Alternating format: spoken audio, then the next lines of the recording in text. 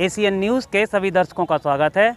मैं हूं गणेश अग्रवाल और आप देख रहे हैं दमोह जिले की खबरें। दमोह जिला मुख्यालय पर जिला कलेक्ट्रेट कार्यालय में कलेक्टर सुधीर कुमार कोचर, पुलिस अधीक्षक श्रुत कीर्ति सोमवंशी, अतिरिक्त पुलिस अधीक्षक के अलावा अन्य पुलिस अधिकारियों की मौजूदगी में एक प्रेस वार्ता का आयोजन किया गया, जिसमें आगामी दिनों में पूरे देश में होने वाले लोकसभा चुनाव को लेकर के विस्तार से जानकारी दी गई। साथ ही यह बताया गया कि दमोह लोकसभा में मतदान का दिन 26 अप्रैल होगा, तो मतगणना का दिन पूरे देश में एक साथ 4 जून होगा। वहीं इसके साथ नामांकन की तारीख 28 मार्च गुरुवार से शुरू हो गई, तो वहीं 4 अप्रैल तक नामांकन किया जाएगा। वहीं नामांकन की जांच 5 अप्रैल और नाम वापसी 8 अप्रैल को हो सकेगा। इसके साथ ही अन्य विषयों पर विस्तार से जिला निर्वाचन अधिकारी और कलेक्टर सुधीर कुमार कोचर के द्वारा विस्तार से जानकारी दी गई। वहीं चुनाव के दौरान सुरक्षा व्यवस्था सहित अन्य विषयों पर पुलिस अधीक्षक श्रुत कीर्ति सोमवंशी के द्वारा जानकारी दी गई। Bureau report ACN news.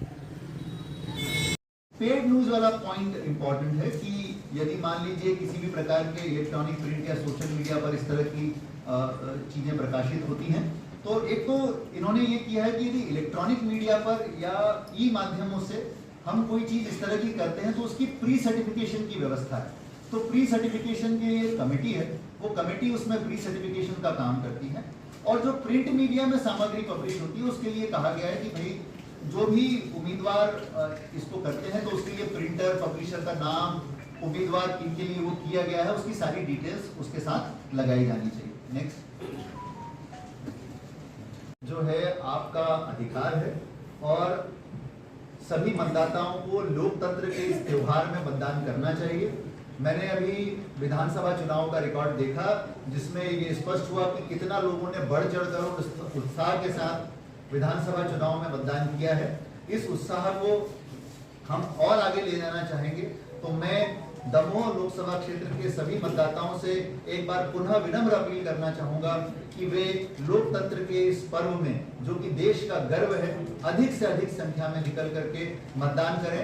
और हमारा जिला प्रशासन, हमारा पुलिस प्रशासन निष्पक्ष, स्वतंत्र, पारदर्शी चुनाव कराने के लिए पूरी तरह से प्रतिबद्ध है और पूरी तरह से तैयार है। अब मैं अपील करूंगा हमारे आज दमोह का मेरा यहाँ ज्वाइनिंग का पहला दिन है और आते जाते रास्ते में लोगों से पूछते हुए और अधिकारियों से बात करते हुए थोड़ा बहुत मैंने दमोह के बारे में आज कुछ ज्ञान इकट्ठा करने की कोशिश की है। और अभी कलेक्टर साहब से भी बात हो रही थी इस विषय में, तो होपफुली हम लोग बहुत फ्री एंड फेयर इलेक्शन कराने वाले हैं यहाँ पर बहुत अच्छे तरीके से, जिसमें आप सबका सहयोग भी अपेक्षित रहेगा। जैसे कि कलेक्टर साहब ने बताया है कि आज इलेक्शन अनाउंस होने के बाद से एमसीसी जो है वो प्रभावशील हो चुकी है। तो पुलिस के परिप्रेक्ष्य से जो हमारा पहला लक्ष्य रहेगा वो ये रहेगा कि एमसीसी के जितने भी नियम कानून हैं उनका हम फ्री एंड फेयर तरीके से इन्फोर्समेंट करा पाएँ, जिससे कि आने वाले टाइम में जो पोलिंग का समय है वो किसी प्रकार के विघ्न से दूर रहे।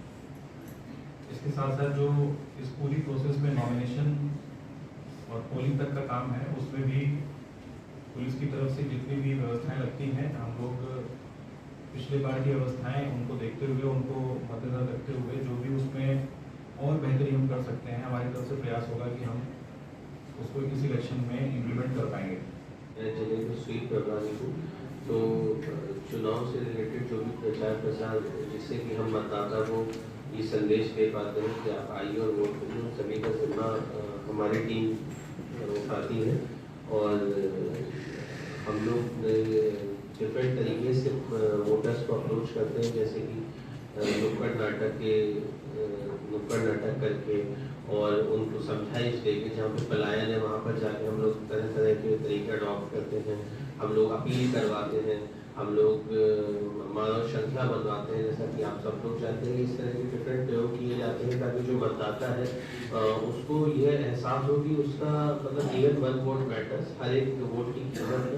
तो स्वीप जो है, स्वीप का पूरा जो सभी को मेरा नमस्कार।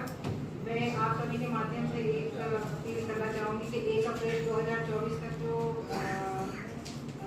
बच्चे 18 वर्ष के हो रहे हैं, वो अपना नाम अभी भी जुड़वा सकते हैं। 1 सप्ताह तक वो अपना आवेदन देके और अपना नाम जुड़वा सकते हैं। और 85 वर्ष से अधिक के जो हमारे वोटर्स हैं वो होम वोटिंग के माध्यम से अपना वोट का उपयोग करेंगे। उसके लिए हमारे BLO हैं, उनसे घर पे जाके काम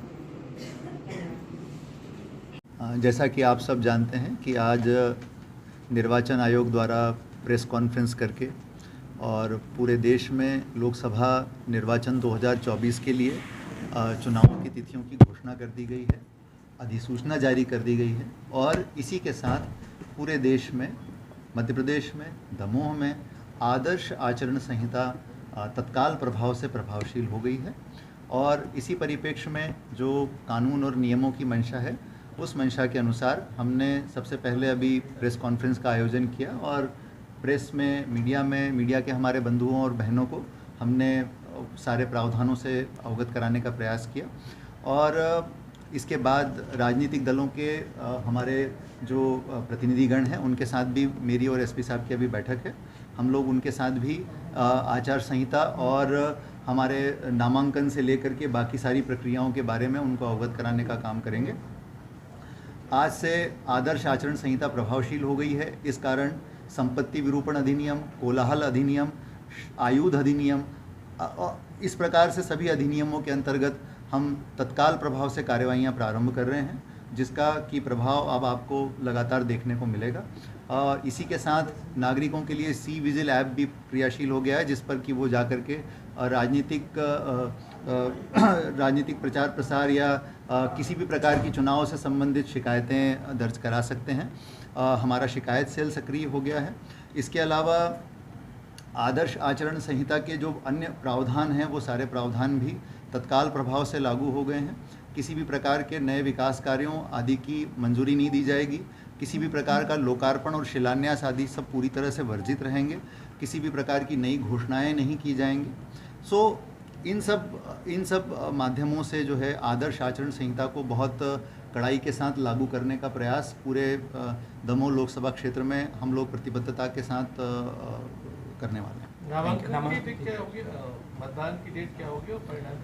ओके, जो जैसा कि निर्वाचन आयोग के द्वारा अपने कार्यक्रम घोषित किया गया है, उसके अनुसार जो है 26 अप्रैल, जो मध्य प्रदेश में कुल 4 चरणों में चुनाव है और 26 अप्रैल को जो है हमारे यहाँ पर मतदान का पर्व संपन्न होने वाला है।